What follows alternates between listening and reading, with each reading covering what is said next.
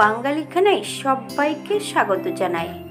এঁচোড় কাটা থেকে রান্না পর্যন্ত এবং মশলা ছাড়া এঁচোড় দিয়ে মটরের ডাল কিভাবে রান্না করবেন চলুন সেটা একবার দেখে নেওয়া যাক ভিডিওর মাধ্যমে।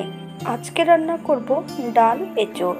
ডাল এঁচোড় রান্না করার জন্য একটা গোটা এঁচোড় আমি এখানে নিয়ে নিয়েছি। এঁচোড়টাকে ছোট টুকরো করে কেটে নিতে হবে। এঁচোড় কাটার পদ্ধতিটা আপনারা ভিডিওর মাধ্যমে দেখে নিন। হাতে যদি একটু সময় থাকে তাহলে একটা লাইক কমেন্ট শেয়ার করবেন, আর যদি ভিডিওটি ভালো লাগে তাহলে চ্যানেলটি সাবস্ক্রাইব করে পাশে থাকবেন, নইলে নিত্য নতুন রান্নার নোটিফিকেশন পাবেন না।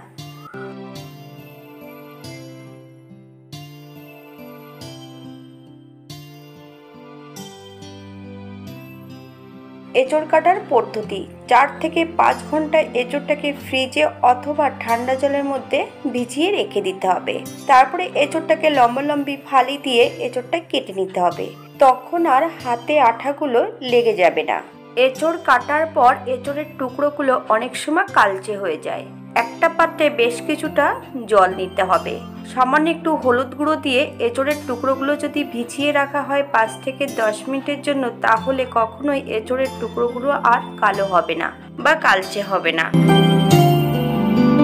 আজকে 250 কমপ্লিট হয়েছে। আমি কচ্ছপের গতিতে এগোচ্ছি। আপনারা সবাই পাশে থাকবেন, অনুরোধ রইল। অমন ছোট ছোট টুকরো করে এঁচোড়গুলোকে কেটে নিতে হবে, তবে আপনারা আপনাদের পছন্দ মতন এঁচোড়গুলো কেটে নিতে পারেন।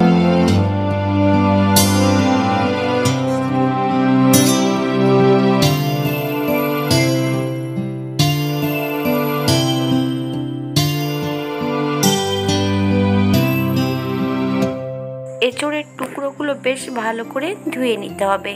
সামান্য একটু নুন দিয়ে এঁচোড়ের টুকরোগুলো সেদ্ধ করে নিতে হবে। আপনারা কড়াইতেও সেদ্ধ করতে পারেন অথবা প্রেসার কুকারেও একটা হুইসেল দিয়ে নিতে পারেন।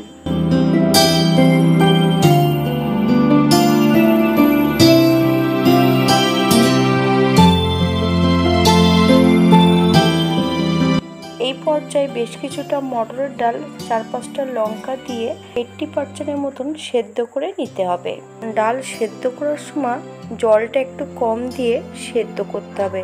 অতিরিক্ত জল দিয়ে ডাল সেদ্ধ করার কোনো প্রয়োজন নেই। ঠিক এমন শুকনো করে ডালটা সেদ্ধ করে নিতে হবে। এই পর্যায়ে এঁচোড়গুলো সেদ্ধ করে জল ঝরিয়ে রেখেছি। এঁচোড়ের টুকরোগুলো সেদ্ধ করার পর বেশ ভালো করে জল ঝরিয়ে নিতে হবে। একটা কড়াইতে বেশ কিছুটা সর্ষের তেল অ্যাড করতে হবে। 30 সেকেন্ডের মতন তেলটা গরম হতে সময় দিতে হবে। ফোড়নে রেখেছি 1 চামচ পাঁচফোড়ন, একটা শুকনো লঙ্কা, একটা তেজপাতা। ফোড়ন থেকে সুগন্ধ বেরোলে সম্পূর্ণ সেদ্ধ করা এঁচোড়ের টুকরোগুলো অ্যাড করতে হবে। 7 মিনিটের মতো মিডিয়াম আঁচে এঁচোড়ের টুকরোগুলো ভেজে নিতে হবে।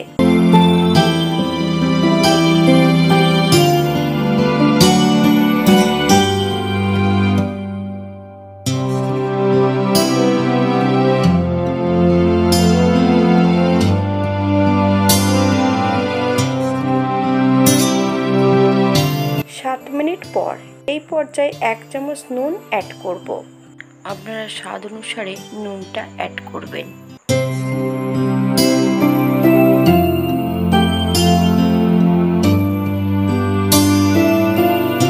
এই পর্যায়ে সম্পূর্ণ সেদ্ধ করা ডালটা অ্যাড করতে হবে। ডাল ও এঁচোড় দিয়ে বেশ ভালো করে 3 থেকে 4 মিনিটের মতন কষিয়ে নিতে হবে। তবে এই পর্যায়ে কোনো বাটা মশলা বা গুঁড়ো মশলা দুটোর কোনোটাই আমি অ্যাড করব না। আপনারা যদি পছন্দ করেন তাহলে এখানে আদা, জিরে, ধনে এবং শুকনো লঙ্কা বেটে অ্যাড করতে পারেন।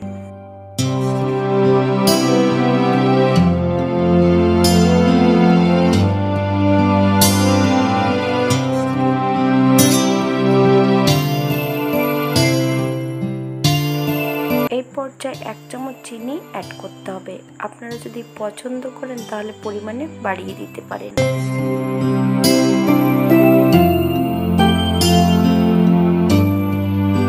এই পর্যায়ে 2 কাপ গরম জল অ্যাড করতে হবে। আপনাদের যতটা গ্রেভির প্রয়োজন আপনারা ততটা জল অ্যাড করতে পারেন। ডালটা বেশ ভালো করে নেড়ে চেড়ে মিশিয়ে দিতে হবে। এই পর্যায়ে ঢাকা দেওয়ার কোনো প্রয়োজন নেই। 5 থেকে 7 মিনিট বেশ ভালো করে ফুটিয়ে নিলেই হবে।